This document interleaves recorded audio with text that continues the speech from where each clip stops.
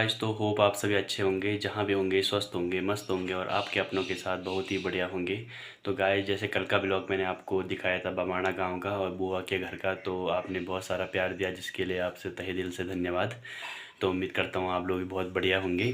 और आज का जो ब्लॉग है वो काफ़ी स्पेशल होने वाला है और कुछ रहस्यमयी भी होने वाला है, क्योंकि आज मैं जाने वाला हूँ रूट से, कांडाधर के रूट से, तो जहाँ एक बहुत ही रहस्यमयी पत्थर है जिसे कि महाबली भीम के द्वारा फेंका गया था।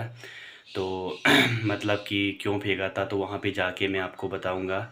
और इससे जुड़ी जो जानकारी है वो तो और हम इकट्ठा करेंगे, क्योंकि प्रिया का मायका भी वहीं है, तो वहीं की बात है, तो उससे भी पता होगा, तो उससे भी बातें करेंगे इसके बारे में। तो इस ब्लॉग में हम टोटली उस रहस्यमयी पत्थर के बारे में जानने वाले हैं जो कि महाबली भीम के द्वारा फेंका गया था। तो अब चलते हैं फिर वहाँ पे और देखते हैं कि कितने आकार का वो पत्थर है और किस लोकेशन पे है, और उससे जुड़ी और भी बातें आपके सामने रखूँगा और उससे जुड़ा जो व्यू है वो भी बताऊँगा आपको। तो चलते हैं फिर और एक बहुत ही इंटरेस्टिंग ब्लॉग की शुरुआत करते हैं फिर। गाइस, तो यही है वो पत्थर जिसकी मैं अभी बात कर रहा हूँ आपके सामने, कि ये वो ऐसा ऐसा पत्थर है, क्योंकि हमारे जो पूर्वज है वो यहाँ जब आते थे हम तो कहते थे कि मतलब कि सभी लोगों का कहना है कि ये पत्थर जो है वो कृष्ण भगवान द्वारा फेंका गया है। अपने गुलेल से फेंका था उन्होंने, तो जब उन्होंने फेंका था तो तब से लेकर अभी तक भी इसका ऐसी मान्यता मानी जाती है कि इसका जो आकार है वो बढ़ता रहता है। तो मैं करीब से दिखा देता हूँ पहले आपको। तो इसका जो आकार है वो बढ़ता रहता है। तो यहाँ ऊपर साइड से अभी मैं दिखा रहा हूँ क्योंकि नीचे से बहुत ही ज़्यादा बड़ा है। तो इसे लंबा पत्थर कह के पुकारते हैं यहाँ के जो आसपास के लोग हैं यहाँ गांव के। तो 5 गांव कांडा में ये स्थित है पत्थर, देख सकते हैं आप, बहुत ही बड़ा है। और ये प्रतिदिन इसका जो आकार है वो थोड़ा ना थोड़ा बढ़ता रहता है, ऐसी इसकी मान्यता है।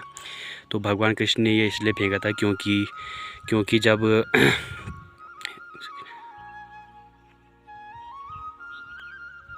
गाइस, जैसा मैंने अभी आपको पत्थर दिखाया है कि ठीक मैं उसके सामने ही खड़ा हूँ, मतलब यही नीचे पे है।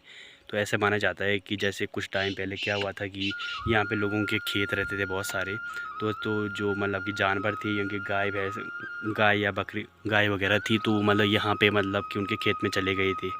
तो भगवान ने कहना कि सामने जो पहाड़ है तो वहाँ से कि इतना मुझे पता नहीं है कंफर्म कि वहाँ से पत्थर फेंका था। तो उसके बाद मतलब कि ये उससे मतलब कि वो भाग गए थे, उनके मतलब खेतों का नुकसान नहीं हुआ था।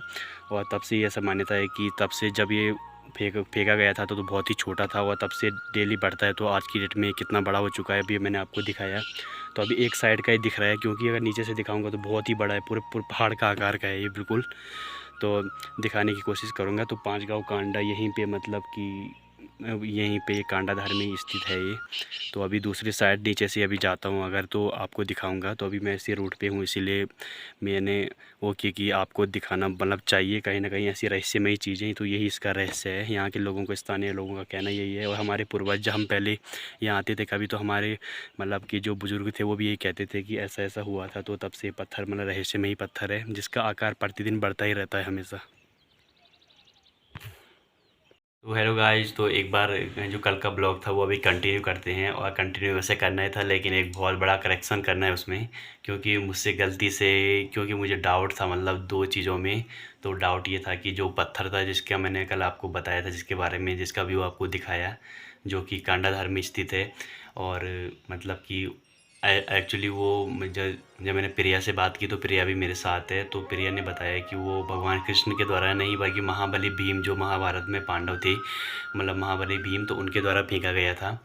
तो प्रिया को कहीं ना कहीं वो यहाँ यहीं की है, मतलब कि यहीं उसका गांव है, तो उसको ज़्यादा पता होगा उस चीज़ के बारे में। तो एक बार उससे भी बात कर लेते हैं, उससे पूछते हैं, कुछ जानकारी लेते हैं कि क्या क्या है मतलब उस पत्थर, रहस्यमयी पत्थर का राज और कैसे कैसे था। वैसे तो मैंने बता ही दिया था, लेकिन मैंने भीम के भीम महाबली भीम की जगह श्री कृष्ण का नाम ले लिया था। तो एक्चुअली महाबली भीम के द्वारा वो काफ़ी दूर से मतलब काफ़ी दूर से फेंका गया था। तो पूछते हैं फिर प्रिया से। गाय प्रिया है सामने, जैसा कि मैंने बताया कि प्रिया को ज़्यादा पता होगा, उसका मायका यही है। उसने बचपन से उस पत्थर को देखा है, उसके अगल बगल घास काटा है आदि चीज़ें हैं। तो प्रिया कुछ बताओगी, कुछ जानकारी देना उसके बारे में।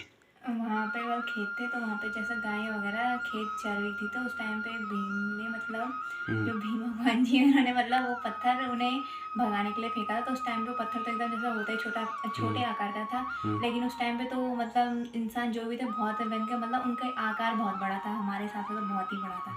तो उनके लिए वो छोटे थे, लेकिन जैसे ही वो पत्थर है वो दिन प्रतिदिन मतलब वैसे वो बढ़ता रहता है बस। तो कुछ उस टाइम कुछ इंच बढ़ता ही रहता है। क्योंकि लोगों का कहना है कि पहले की तुलना में उसकी जो हाँ, लंबाई वो बहुत ज़्यादा हो गई है, बहुत ज़्यादा मतलब हो गई है। उस टाइम पे इतनी नहीं हुँ, थी, तो बढ़ता ही रहता है, ये उसका बहुत बड़ा रहस्य है उस पत्थर का। हुँ। और अभी भी मतलब उस जगह से हिला नहीं है, मतलब वही है नहीं है, मतलब। वही है। जबकि इतना बड़ा पत्थर है कि उस पे पेड़ पौधे भी उग गए काफ़ी ना। हाँ, हाँ, उस पे पेड़ घास पौधे वगैरह उग गए सब। जैसे मैंने दिखाया था आपको। तो यही जानकारी थी कि मतलब यही मुझसे वो हो गया था कि मैंने भीम की जगह, मतलब मुझे डाउट था लेकिन मैं उस टाइम पे मुझे क्लियर नहीं हो पाया।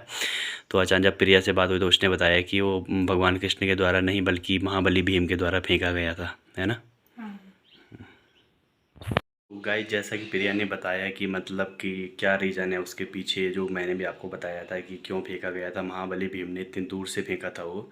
क्योंकि मतलब कुछ जानवर वहाँ खेतों में चले गए थे तो उसकी वजह से उन्होंने फेंका था।